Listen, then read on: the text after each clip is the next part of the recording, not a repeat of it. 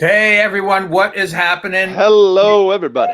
We are back on deck today. My name's Jeremy Steinkohler. I'm here with two of my great friends and amazing musician instructors, Rick Stojak in San Diego. Hey everyone. I always point the wrong way. And Bart Robley, who today he's not in his hometown of Fullerton. That's Nope. your hometown, right? He is instead on the road. So today's episode, Bart is kind of like a guest and a host at the same time. He's like a guest. He's like a ghost. I'm a ghost. That's Yes. I'm a ghost. Bart is on the road with the Sam Morrison Band, and that's, if you haven't heard that band, man, you got to check him out online, because it's like a fantastic rock and roll band. Just like hits the nerve right where you want it, man. It's like some kind of cross between Joe Cocker, Bob Seger, and I don't know, Allman Brothers, right? Yeah, Allman Brothers. Yeah. Killer band, and Bart just lays it down back there. So Bart's on tour, and we are so excited for him to be back on tour, hitting it again. Yes. And Bart, where are you now? Where are you chiming in from? The bedroom. Oh my God, he's on tour in the bedroom. No, right now we are in Queen Creek, Arizona, which is I would say we're probably about 30 minutes from Chandler, which is kind of Phoenix proper. We're playing a whole series of gigs out here. As our friend Neil LaFortune calls them, soft seat theaters. We're playing some really nice theaters out here. We're playing, probably a lot of people call them that. I just never heard that. And so whenever I hear it, or whenever I see a seat in a theater now, I think of Neil.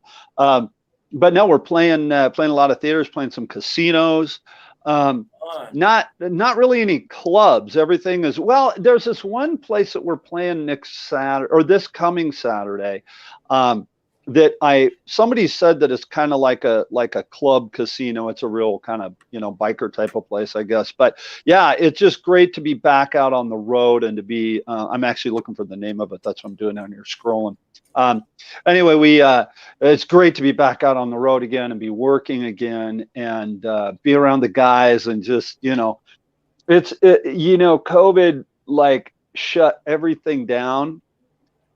But the second we got back out on the road, I mean, it was like we weren't even out of town yet, and we were just giving each other a bunch of hard time about stuff and ribbing each other, and it was just, it was just great to be around, just great to be one of the guys again, and it's it's great. And the first show, we'd played some local shows, played a couple little amphitheaters, and a couple of same type of thing, performing arts centers type of places around local Southern California stuff, and kind of got warmed up. And then the first show the other night at the Wild Horse Pass Casino, that's a really nice room. I posted some pictures of it on Facebook from sound check, and man, the place was packed, and it was great to be sitting on a stage and watching people being entertained again. Mm-hmm. And it was great to, that first song, just 1, 2, 3, 4, and they hit the go button, and man, the band locked and rocked, and it was just great. We just had a lot of fun. So great. Congrats, man. Happy to see you on the road doing anything. Thank you. Yeah. How long have you been in the Sam Morrison Band now? 21 years. That's an accomplishment. Congratulations. That's huge. We played the other night. Well, I'll tell you the long, short version of the story. When COVID hit, we had been in the middle of working on a new original album, and COVID hit, and Sam decided at that point, it was like, that was the band's 20-year anniversary, right? And our first original album that we did, the music was good, but it's like a lot of bands, your first engineer and producer is the guy in the band, and he doesn't know what he's doing. It's nothing against him. He's just not a producer, So our first album is good material, but it's basically a demo. So we decided to re-record that record with today's standards. Same songs, didn't rearrange them, just re-recorded them, got them sounding really good, and then finish up the new album. And so we're going to put both of those out, hopefully by the end of this year. There's a couple more songs that are still in production, but hopefully to have both of those albums out by the end of this year.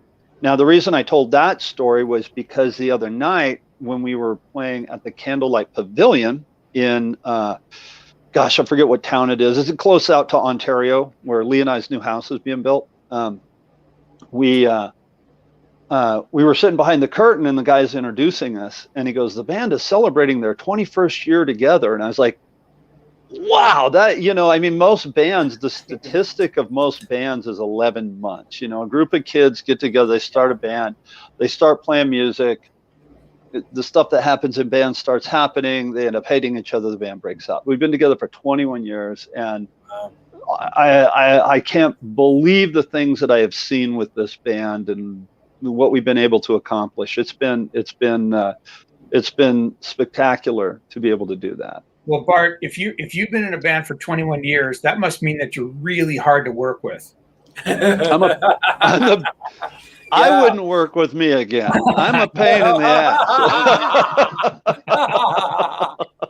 Man, what a tenure, man. I mean, like you're saying, bands that last a long time, that's when the chemistry is there, right? Because like, you were pointing out at the beginning that as soon as you got on the bus or the whatever on the road, that the hang was happening, right? And to me, that's such a big part, an important, critical part of a good tour is the hang, right? Because music, you know, you're all professionals, you're dialed in, but when the vibe is there and you guys are enjoying each other's company and having a good time and enjoying the experience together, that's when the music is the best, right? Yeah, totally. And, you know, we had one time Carl, our saxophone player, I don't know what happened, but he couldn't make a gig.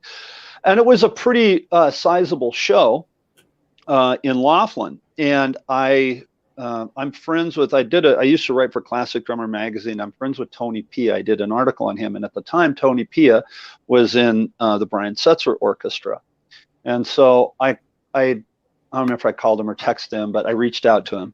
And I'm like, "Hey, Tony, I need a sax player for this run that we're doing." And it was a run. It wasn't a long one, but it was like 4 or 5 shows, whatever. And I said, "Do you know anybody?" And he goes, "Well, I'll give you Tony's number. He's Tim Messina's number. He is the MD for Brian Setzer. He knows every sax player in town." Okay, cool. So, and he's like you guys from New York, you know, and he's got not only this really thick New York accent, but he's got an incredible attitude. He's like an amazing musician. I mean, just phenomenal musician. And it was kind of like going on tour with Rodney Dangerfield. I mean, it was total. I got stories about that guy. It was so funny. But he no respect. Oh, dude, he totally did. So I called him up and I'm like, "Hey, my name's Bart. I'm friends with Tony Pia." I said, "I need a sax player for a show." And he said, Tony said, "You might know somebody to go out with us on the road."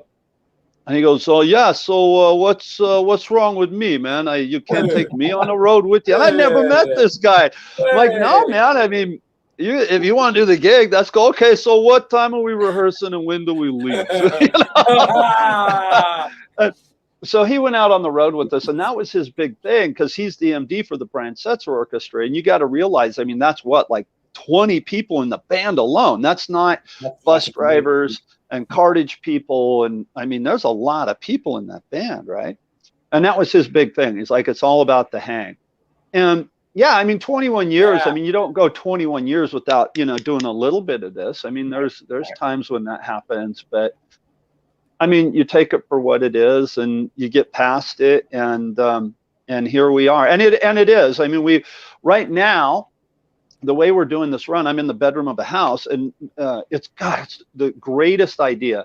We're in an Airbnb. We're in this big house in Queens Creek. And it's kind of centrally located to all the shows we're playing. Some of them are like maybe 2-hour drive, but they're all fairly close. And we're hubbing out of here instead of going to a hotel every night. And it's, I mean, a lot of people don't realize it, but when you get on the road, the travel time is one thing. It takes time, obviously. There's load in, set up, sound check. But then like when you're trying to check 4, 5, 6 people into a hotel, that takes time, you know, getting in and out of hotels and setting up camp, and it's really a lot of work. And so hubbing out of this Airbnb is great. It's a big 5-bedroom house. It's beautiful. And that's another thing. Okay. We're staying in somebody's house, and these people are obviously snowbirds. I don't know where they're at right now, but we're in, you know, it's July in Arizona, so it's hot. So they don't live here this time of year. They're someplace cooler, and they come out here during the wintertime. But this is somebody's home, and it's very beautifully furnished and stuff. All the guys in the band are super, super respectful. I mean, like, everybody's like, hey, you know, put a coaster under your cup, you know, stuff like that. Everybody in the band. Wait, this is a rock band? This is yeah, right. Exactly. And you guys are bringing cups? Wow. Well, we use coasters, but we still super glue the bed to the ceiling. I mean, come on, we're not amateurs. I want at least one automobile in a swimming pool. Oh, we already got 2. We got 2 in there already. Yeah, we already got 2 in there. Yeah. No, that's a big compliment to the guys. You know, that they're that proper and appropriate. That's a test that explains why this band has been together for so long, because everyone's professional. So, Bart, and this is a question for you too, Rick, and talk about your experiences on tour. Do you guys is it always a situation where you're loading in your own gear, or do you ever have a drum tech or a roadie who's helping you with the load in and the load out and cartage? Rick, go ahead, take that one. I'll take it after you. Most of my tours have been I'm loading up my drums. Yeah. Where I could have brought somebody in, but you know, you do have to pay them. Exactly. And they have to, and it's not just the pay them to be there. You've got to supply their food, and you've got to supply their accommodations the whole time. So, you know, every time I can, I just do it myself. What's great is, you know, a lot of my shows have been, you know, with Barnyard Ballers, with Psychobilly, that are on festivals. So a lot of times there's a backline provided. So, you know, I'm just bringing my cymbals, all my nice Sabians, my double pedal. And the one thing that I always bring is a drum throne too, because I can never rely on a provided drum throne, because they're always wobbly or stuck up this high. You know, and I'm like, hey man, I'm trying to play. You know, so see, I got the exact opposite problem. You know, the opposite. They give me your drum throne, Bart. We'll trade drums. Yeah, maybe we'll. You know what? If we ever get backlined, we'll check out each other's drum thrones. We'll just trade them. If we ever do a gig together, that'd be wonderful, right? Wouldn't it? Yeah, that would be so amazing. So, Bart, are you loading? Do you have a tech with the band who helps? Sometimes that I've experienced too, where there's a tech who's kind of helping everybody out, and so you get a little help. Right. We used to have a guy that traveled with us that was just priceless, and he's no longer here because he was married to the backup singer, and used to be with us, and they moved to Nashville, and so not having him around, you really feel it, because he was just such a great person in the first place, and really took care of everything. And he did. He'd set up the guitar rigs. He'd unpack the drums. I would always set them up myself. I've had a couple of times where I've used techs, or I wanted to use a tech. And, you know, the problem is, for me, I'm like every other drummer. I don't mind it. Like, if somebody wants to play my drums, I'm not weird about that. I'm always go, yeah, you want to play? Go ahead, you know. But I like them set up a certain way, as we all do. And unless you have a guy that, like you said, I mean, that you pay, and you pay him to come over and work on your drum set, and he knows exactly how it goes, put all the memory locks in, put down a carpet, mark out the carpet, so it is the same every night. It just doesn't, it doesn't work out usually. I've found, for me. So what we had, like the other night, we had there was 3 techs that the casino provided, and they wheeled everything in. Nice. And I have a road story about that, which we'll tell in a minute. They wheeled everything in and everything out. They unpacked everything and basically stacked everything. And I just kind of start putting stuff together. And I'm like you guys, I'm sure I start with my hardware case. I take the lid off my hardware case. There's my drum rug. I throw it out on the riser. Yep. I start putting stands together. Drums go. I have a certain way I do it. And if somebody else tries to do it, a lot of times it isn't right. I always end up having to go and tweak stuff, and then, you know, so I just do it myself. But it is nice to have cartage people to roll the stuff in, to load the trailer, to unload the trailer. And everything that we have, my drum set, everything's in flight cases, everything.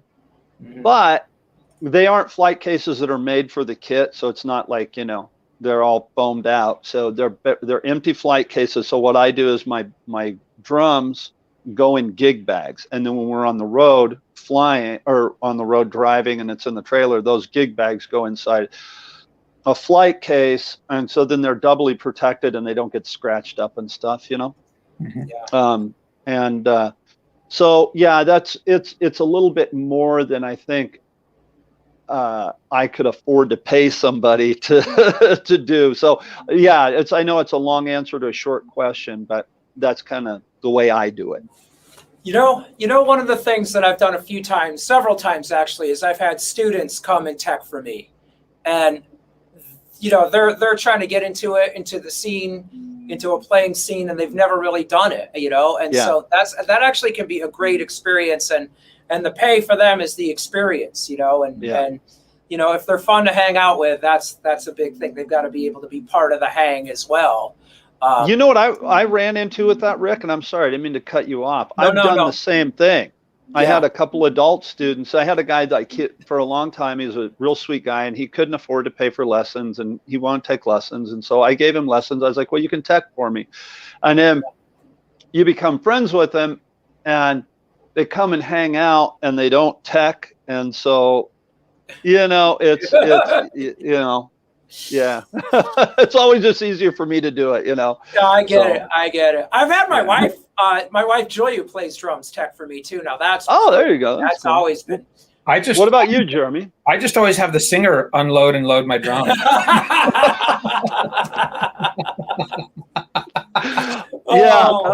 I got a bridge I'll sell you. Yeah. I got a bridge I'll sell you too. No, it's I mean, 98% of the time it's me. I've done what you've done, Rick. I've had a couple of students come and like help me out, load in, load out, set up, sell CDs. I've had what was the other thing? Oh, I did hire a tech one time. It was a gig at a big jazz club, sold out. It was like 300 people there. And I just didn't want to be worrying about, it was mostly after the gig. I wanted to be out there pressing the flesh and signing CDs. And I didn't want to be worrying about getting my kid out of there by a certain time. And it was great. You know, it took the load off literally, like in the beginning, just being able to get there. I didn't have to wear my, you know, jeans and tennis shoes to the load in. Yeah. I could dress nice from the get-go, walk in, talk to people, and so that was cool. It was relatively inexpensive, but that was just a local guy who was a friend of mine and he actually drum techs for you know, some really big people, Stanton Moore, Zigaboo Modaliste, and Bernard Purdy, and all these guys were coming to town. So he knows the gig. I knew I could trust him, and he'd taken some lessons with me too. So that was cool. But for the most part, that's a trust in somebody. That's a big deal, you know, because it's true. You know, and I'll even go as far as to say, let's take tuning the drums out of the scenario, just setting them up, you know. Right. Well, like the guy that was helping me the other night at the casino gig, real sweet guy, and he's like, "Oh, I'm a drummer, I can help you." I was like, "Okay, cool." Just simple little things weren't, you know. I was like, "Okay, you're new to it." You know, one thing that I think people don't appreciate is that it's a job for real, and then there are people who get to do this job and take it seriously. And like that guy, when he teched for me, you know, he came over to my studio, took pictures of my kit, took out his tape measure, measured distances and heights and angles and everything, and I was like, "Oh, I know this is going to be exactly how I want it." So when I sit down, the kit's where I want it to be. but you know, I've also had my son work as a tech for me, and that's like, you know, I think next time I'm going to pay him not to do that. Because it's like, That's you know, great, first man. of all, I gotta like crack the whip to constantly get him to do stuff instead of hanging out and talking. And then he's like, you know, what do you want me to do? I'm like, well, unload the freaking drums, you know. And then I love you, son. I love you. Don't worry about it. You know, just to clarify that it is a very personal thing, right? That's yeah, it is. It is. Someone who's dialed in and who's on the road with you. Like if you guys are fortunate enough to have someone on the road with the band supporting, then you know it's going to get done. But otherwise, it's almost more work to tell someone how to do it than it is to do it yourself, right? It really is. It really is. And That's you know, true. I said I had a story, and so this is a funny story that has to do with Tex. Okay, so we have our piano player Walt Thompson. Okay, he is an amazing player, and he carries with him on the road. He has a Kurzweil piano, and it's in a big flight case, but he also carries a Hammond B3 with a Leslie, not a fake one. We carry a real Hammond and a real Leslie, and it's the real deal, and there's nothing like it, man. It is just badass. Yep. And it's on the Hammond is like strapped into this big dolly. It's this big steel dolly. And dude, we've lifted that thing. So when I say it takes everybody lifted on the stage. You know, he has a ramp he uses. He's got it down. And so the other night, these guys come out, and this falls into the professionalism thing. Okay. These guys came out and they were hired by the casino, and they were great. Something happened after the gig between the stage and loadout, where the Hammond, something happened on the dolly, right? And it fell on, but it's strapped to the dolly. It's like imagine a refrigerator dolly that always lays down and then the wheels lock. Okay, it's strapped in, right? Well, they're rolling it out, and somehow it came off the dolly and broke the legs that hold it up. So and Walt's really cool about it. You know, I mean, he was like, hey, it's cool. So we loaded into the trailer, and we'll deal with it tomorrow morning, because we didn't have a gig the next morning, which this was yesterday. And so we get up the next morning, because we're in Phoenix before it got hot. We got up early and went down there and took it out of the trailer, and the wood had broken. Okay. And so we had to take this whole thing apart, lay it down on its back, run to Home Depot, buy hardware, buy screws, we didn't have a drill with us, had to get a cordless drill, had to get bits, had to get all the stuff to fix it, and fixed it, put it back together, got it working, got it back in the trailer, and we're good to go for the rest of the tour. We made it stronger than it was. Except now it played in a different key. Now it plays in a different key, yeah, right. But this is what Dan Dawes says. He goes, you know, some days you're a drummer, some days you're a plumber. You know, and I had to laugh at that, because here we are out in the you know, in the parking lot in Phoenix, grown men, and we're bolting this Hammond back together so it works at the gig. And it was fun, you know. It wasn't a drag. And Walt's like the coolest guy in the world. I mean, it would have been, and honest, I'm just being honest here, if somebody would have done that to my drums, I'd have friggin' come unglued. I'd have been pissed, man. But he was like, oh, you know, and an organ's kind of like an old guitar, you know, the older the better. It has a certain vibe and a certain sound. This thing has seen a million miles of road, and it's all scratched up, and that's his big thing. He's like, don't scratch it, you know. It's just trashed, you know. But we got to put back together. And so I think the point with that is, I wanted to say Dan Dawes' story, you know, some days you're a drummer, some days you're a plumber. But also, it's not, you know, this for younger players and younger people that want to come out and play and do this. You know, if you end up getting in the Rolling Stones, or you're the drummer for Bon Jovi, I mean, I doubt Paul Stanley and Gene Simmons bolt things back together in a parking lot after a Kiss concert, you know.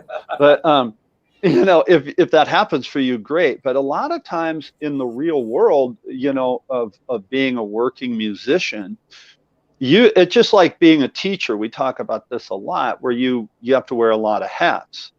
Yeah. I'm on the road right now, so I have to wear a lot of hats as the drummer and doing all these other things, but I'm still teaching while I'm on the road. All this stuff, I mean, you're always kind of in this motion of doing something for music to keep it alive. It's not always what you think it is, I guess, is my point I'm trying to make. Well said. Well said. And isn't it great that we have the technology that you're out on the road and people are used to taking online lessons, so you can keep the momentum even while you're touring?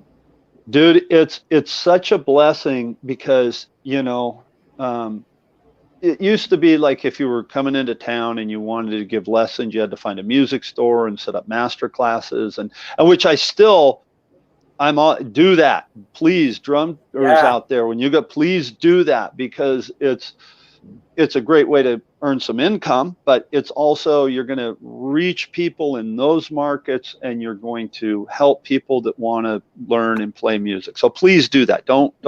Let's not let that die, please. But it is great because we don't have to not work on dark days when the band's not playing. Hey, I'm not playing. Yesterday we didn't play. Myself and the saxophone player, he was in his room, he was giving lessons. I was in my room, I was giving lessons. And I told all my students beforehand, hey, look, we're just going to do technique lessons today. We're not going to do drum set. We're just going to work on technique, work on hand stuff.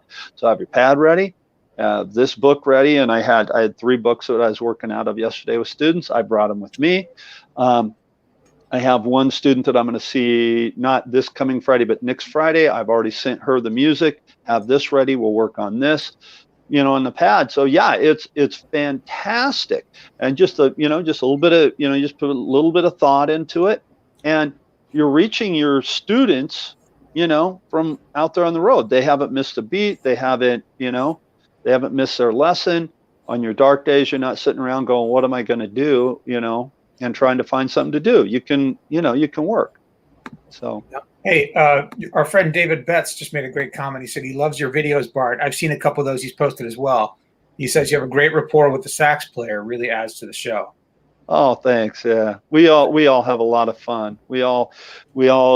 Thanks, David. Yeah, we have a lot of fun, and that's a comment that we get a lot on stage, is that you can tell we really enjoy each other and having a good time. And we are. It's not contrived or fake or anything like that. There has been points when, 21 years in the band, a lot of people have come and gone. Some people longer tenures than others, but usually towards the end of their run with the band, you're like, okay, let's get through the show, and it's not that way right now. Everybody's just really on their A game and enjoying. Everyone's psyched to be back playing again, right? Yeah, man. Everybody's just so happy to be back playing. The handful of gigs that I've had since things have opened back up have just been fantastic. Sold out shows. Everyone's just so grateful to be there. Musicians so grateful to be playing. This is like what it's supposed to be. It's awesome. Right. Yeah. Hey, you know what? Jacob, that's one. Oh, I'm sorry, Bart. I just want to. Jacob, our friend Jacob Sosa, made an excellent comment on Facebook. He says being adaptive is important on the road. It was cool to see you still teaching from the hotel room. I'm curious about being adaptive on the road and dealing with setbacks or challenges that are unique to the road. Can you guys talk about some of your experiences? Like, you can tell your horror stories if you want to, but I want to hear how you've overcome some challenges on the road. Rick, go for it. Oh my God. A lot of deep breathing and patience. And right. Oh man. I mean, I guess over the years, I've just seen heaven and hell on the road, Yeah. The hardest thing I would say is when you go to a show and there's no one there, where it wasn't promoted, or you're just, you're trying to book a tour and you're trying to fill in every night, and you don't want that night off because, there's still the expenses of being out. So if we're not playing that day, it's just an expenditure. So try to fill in every day is the common thing. So what does that include? That includes maybe going to a city where, the club isn't as good. There's not as much promotion, or it's far away. So I've definitely experienced that. Right. And then you get up to that show, and there's just, the venue is just awful. The sound system is horrendous, or no one's there. And I think probably what I usually do is of course I just focus on the love of the music. I enjoy the band. I'm not thinking that there's only 20 people in the crowd. And sometimes what I'll do too is if I'll see somebody in a small crowd who's just way into it, I feel like I'm playing for them. Like, yeah, here it is, man, here it is, and then it starts getting infectious. And then, sometimes the crowds do build up. That's been one of the biggest challenges. Really bad PAs has been like really bad monitoring has been a huge problem. And that you just have to try to power through it and not make a face when there's an error. Don't let the audience know, right? Yeah. I've been in Europe. It's a big places and like some big venues where it just sounded like an echo chamber, just a complete. You can't hear anything. And the guitarist is starting the song. And you got to catch their start. And God, am I gonna catch it, and so that's been kind of the hardest stuff. And then of course, working with people who are just drunk or high, like way too high, and getting on stage, so there's all of this stuff to contend with. So choose your bandmates wisely and good advice. And choose your tour wisely. People always have this vision of a tour as some elaborate fancy thing. They're picturing Aerosmith on the tour and Metallica and limousines, man. No, it's gritty and dirty, and it can be rough and hard and a big pain in the ass. But and it's not for everybody. People say, I want to be a musician, and they decide that they're going to be a musician with no gigs. No, they don't know what their career even is. They don't know really what it's like. So players should get out there and gig right away as much as they can, and really get that experience and get some mini tours behind your belt. I've seen people make a decision to be a pro musician without ever doing a tour, and I just think that's a big mistake. So Jeremy, it's worth powering through. I just want to leave with that. It's worth powering through, because the best experiences of my life, along the times with my wife Julia, have been being out on the road, seeing wonderful people, having audiences go crazy, that really intense euphoric thing that big crowds can bring. It's just so worth it. And then the travel is just always so fun and unique. So there it is. This is a lot of stuff, but no, that's great. Yeah, that was great. Very well said. What about you, Jeremy? What about you? I mean, what are some of your things where you have adapted while being on tour or being on the road? What are some of the things you've adapted to? I think I haven't done a ton of touring, but I've done a little bit. And I think the biggest challenge that has come up for me has been dealing with drums that aren't mine. Right. Because I mean, it's one thing if it's like regional or Northern California, I'm driving the truck and bringing my drums. But if I'm flying anywhere, I'm bringing my cymbals and my snare, and that's it. And I'm playing, and I'm at the mercy of whatever drum kit is provided for me. And there have been occasions where I've been promised a really fine, quality kit, and I end up with a janky piece of junk.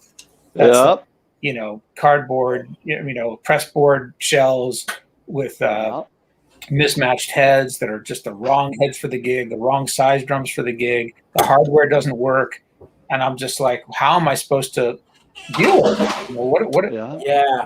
And you got to do your best. I mean, there have been times there was one time where I went out and bought new heads for this kit that we did a sound check on. I was like, I can't play on this and feel good about what I'm playing. So I shelled out the money, and I, bought a set of heads, and I, put lipstick on a pig as best I could. Yep. But that happened. And sometimes whatever you put in the contract or the rider, just it doesn't matter, because you say, oh, I want these size drums, maple shells, 10, 12, 14, 20, and you get there and it's you know, it's nothing like that at all. They, oh, this is all we had, you know. So what are you going to do at that point? You're just going to deal. So, man, I got to tell you, I have stories for days on everything that you guys have touched on. I mean, in 21 years. And the thing that's been really cool about this band is that we've gotten to play with, you know, we have played with Leonard Skinner and 38 Special and Rick Derringer, and I can't even remember all the bands that we've opened for. It's been amazing. And I got stories about one night we I don't know why we played with Edgar Winter so many times, Eddie Muddy. But we basically had to backline Edgar Winter one night. And then there was one night we screwed up Edgar Winter's backline. I mean, it was just, you know, so many stories. My favorite stories of adapting, though, and like overcoming, there's a lot of musical ones. There's, you know, I could tell, I think that would be a good show, Nightmare backline kits, right? I mean, that would be a great one. But like things that have happened to us where we've had to adapt is a lot of times we talk about travel and just breaking down on the road, blowouts on the road. We had one night we were coming out of a gig in Oregon and driving down the road and you hear this poof. What was that? I don't know. We kept going and then all of a sudden the car is just completely overheating and you pull over and a fan belt broke and gone through the radiator because the water pump had gone out. And literally it was 100 miles back to the town that we just left and 100 miles up there. We were literally in the middle of nowhere. And luckily I had a friend that lived in the town that we just played in who was a mechanic for the state of Oregon, not the city of Bend where we played, but the state of Oregon. He worked on their snow plows. This is a Sunday, and he knew somebody that owned a Napa Auto Parts, and he had them open the store, and they had the water pump for the vehicle, came down. Next thing you know, it's 3 a.m, but we have the front end of the motor completely rebuilt, and we're on the road again. And just stuff like that where, you know, you at the time it's horrible. At the time you're out there freezing and wrenching and busting your knuckles and not being in Aerosmith or Kiss or Van Halen and nothing like that. We got to get out of here. How are we going to do this? You know, being adaptive is so important because that stuff does and will happen. The days of, you know, again, I'm you know, I say it completely tongue in cheek, but I ask the question a lot when we're loading in and out. You know, you asked about roadies. I'll joke and I'm like, I wonder if Paul Stanley and Gene Simmons take turns like loading the trailer. You know, it's kind of, you know, a joke. But no, it's the singer. The singer loads the trailer. The singer loads the trailer, right? Yeah. But you know, again, if you are lucky enough to get in a band like Metallica or Aerosmith, man, my hat's off to you. Write those hit songs, go play them, and make your millions. But real world touring is not like that. Real world being on the road is work. And you know, I'm in a situation where I'm really fortunate now, where we travel with our own in-ear monitor system and everything. Matter of fact, the tablet that we're talking on, the tablet that I'm talking to you on right now, I run my mix on, and everything's running stereo, so it sounds like I'm playing with an album, you know. So it is a real luxury, but I didn't always have that. I've like you, Rick, I've lived through crappy PA systems, crappy monitoring systems, playing outside in the cold, you name it. And, you know, they promise you food backstage and you get a stale sandwich. Hey man, whatever, bring it on. Bring it on. I'm ready. I'm a road dog, and I'll eat dirt, I'll play drums, and I'll wrench on the motor, whatever it takes to get from point A to point B to play music, I'm in. I wonder why why Bart's been on tour for 21 years with the same band. Yeah. He's a mechanic. He's a chef. He does it all. Hey, he does it all. You know what? Today we're all adding a new thing to our resumes because this morning like I said, we're staying in this Airbnb, and one of the things a lot of people don't realize, okay, what the biggest expense of being on the road is food. Right. And a lot of times at the gig, they'll feed you, you got a deli tray, or they feed you, you get a meal, and that's great. But a lot of times they don't. So what we did, staying at this Airbnb, we all got up early this morning. We don't have to leave till like 1 o'clock for the gig. And so there was a super Walmart. We went to Walmart, and everybody went grocery shopping. So the refrigerator is stuffed with food. We're going to come home and make food. And, I don't know what time we have to leave tomorrow, but I'm planning on making Bart Robley's world famous French toast for everybody in the band for breakfast tomorrow. So I'm going to be a chef tomorrow, So yeah. Nice. Ooh, need percussion? I'll work for Yeah, French you know what? Hey, we need a conga player, man. Oh, there you go. All the tough times, though, I think that's what really makes us seasoned musicians. Yeah.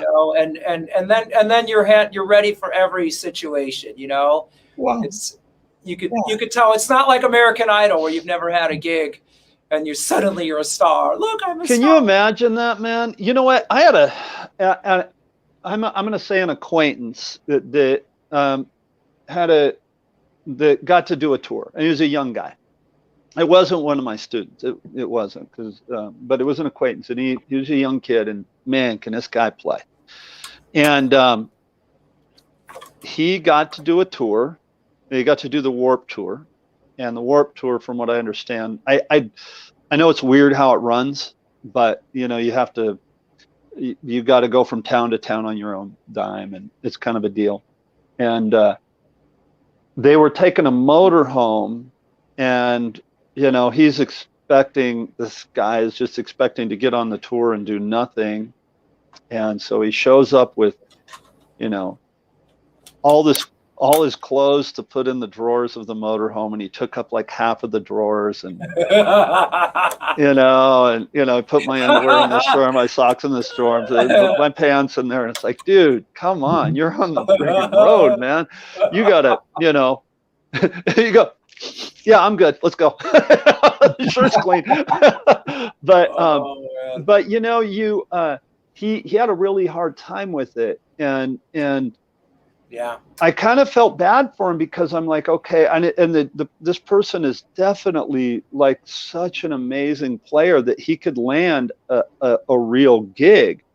But even those real gigs, the travel's tough. I mean, we all Stevie D, he plays for David Gilmour and Crosby, Stills and Nash and all these, Don Felder. And he talks about, touring and just how hard it is. It's not, being on tour is not an easy thing. It isn't. It's a lot of work. It really is. Yeah, I think one of the threads of today is right that it's the reality of it versus the fantasy of it. And definitely. You got to do it. That you love it. Right. Just like everything we do, like, a lot of people have these fantasies. A lot of times when I tell people that I'm a professional drummer, they their eyes light up and like, wow, that must be amazing. You must get all this stuff, free stuff, and these experiences. And I'm like, yeah, no, it's not like that. But you give up a lot, but you get all the rewards of soul satisfaction, I like to say, and we do it because we love it. And touring is cool because you're getting out in front of new people and people who are hearing the band for the first time. You may be playing, the 200th night of your tour if you're with Bruce Springsteen or whatever, but everyone who's out there to see it is seeing it for the first time. Yep. You got to bring your A game, and do it because you love it every time. So, yeah. We'll definitely have Gene Hoglan on, my brother-in-law, because, he's out with Testament and so many other major metal bands. And, it is exhausting. You think it's all just fun and games, and it's this getting sleep is really the big issue. It's always, especially if you're doing a lot of plane flights too, because you've got to get up early to catch that plane flight, and that's been a big deal. Well, plus playing that music, man, I get tired just listening to Testament. I put in a testament. I can't move that fast. Oh, man. I put in a Testament CD the other day, and I had to take a shower when it was up. You know, yeah, man. you know, we have, man, I got stories about flying too. That's one of the things about flying gigs. You know, people, you know, flying gigs are great, and then they're in lie the backline stories, but you know, flying dates, there's a whole nother ball of things that you have to contend with flying, you know. Like we played, I remember it was not last Thanksgiving, obviously, because of COVID. Excuse me, it was a Thanksgiving before that. We played the day after Thanksgiving, played the Friday after Thanksgiving. So Friday. Yeah. So we had to fly on Thanksgiving. So we didn't fly on Wednesday, or me and my wife had Thanksgiving on Wednesday. We flew on Thanksgiving. We played on Friday, and then we wanted to get back home Saturday early. So we flew home, like our flight left at, I think, like 7 a.m. That means you have to be there at 6 a.m. And it was a 2-hour drive from the venue to the airport. So, I mean, you're not getting sleep. You don't, you know, you sleep on the plane or you sleep on the ride to the airport, you know. Yeah. So again, there's a whole nother, that's a whole show in and of itself. Now, to anybody out there watching, is when I'm talking about these realities of it, I'm not being negative. I mean, if you want to do this, you can do it. Knock yourself out, man. Go for it, you know. Yeah. But know that those are the challenges. Those are the things. And one of the things, and I don't talk, we don't talk a lot about, you know, certain personal stuff on the air, but one of the things that a few years ago I've shared with you guys is I got sober, and I don't drink anymore. And nobody in the band really drinks. Anybody that drinks in the band is just kind of social drinker now, you know, a beer or two. But it wasn't like that for me for a long time. And I got sober, and it really changed my life. And it changed, you know, it changed my touring life for the better, you know, for the better, because there isn't, you know, and I know a lot of the people that we're talking to here are younger people that are, that, you know, are students and stuff like that. And I guess I would put this into the watch for the pitfalls, because, man, you know, the rock and roll all night party every day thing is great, you know, but there's ramifications to that, and there's a downside to that you don't want to go there, you know. So I really, really, really am happy that I'm not drinking, and I'm just playing. I'm playing my gig, and I'm doing my job, and I'm keeping my head down and keeping my nose clean, and get in, get out. Give me my check. Let's go. You know? Yeah. Just that's so important, man. I'm glad you mentioned that. Yeah, I you know, again, I don't want to get way into personal stuff, you know, especially because, you know, and this is about the Drummers Education Network. Well, let that be an education, you know, really, you know. Just, I'm not telling anybody how to live their life. I'm not, at all. I'm not. I'm just saying, you know, I'm, you know, stopping drinking was the best thing that I've ever done for myself. Fantastic, Bart. Thanks for sharing that. Yes. Yeah. Thanks for sharing that, Bart. You bet. What was that comment that somebody just put up? I didn't see it. Yeah, I saw a comment. Yeah, Jacob Stosa, he sort of summed up what we're saying, which is balance your expectation versus the reality. And I think that's a big piece of it, right? Like, just setting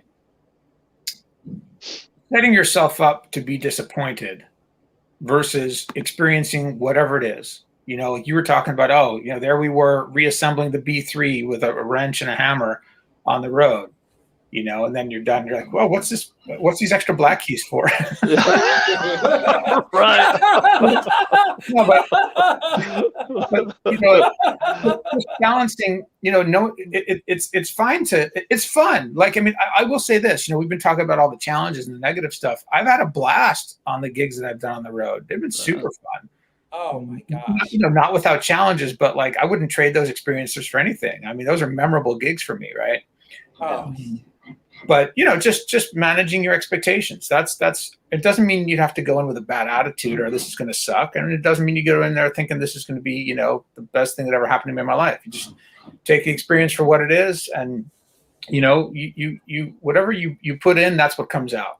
I mean, like to your head, to your heart. Yep. Well, I know, Rick, you're a big believer in this too. It's like Yeah. if you fill your mind and your heart and your soul and with positive thoughts and good ethics and good values, and you work hard and you surround yourself with like-minded people who are good people, who are honest and diligent and hardworking and want to make good music with you, you're going to have a good experience, man. Even with the bad stuff, it's going to be a good story to tell.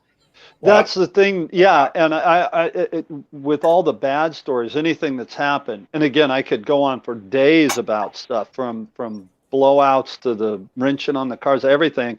You always have a great story for it. And actually, when you're telling them with the band, it's always like, hey, remember that time the car blew up and the tire flew? I mean, and we all laugh about it at the time, it's horrible. But one of the things that Sam said to me a few years ago, there was a pretty big rough patch there, that I had, and he said this to me, and sometimes when you're going through a dark time, it's the little things that somebody says or does that makes the big difference, And he said to me, just kind of what you said there, Jeremy. He said, set your gratitude higher than your expectations, and that's true, and okay.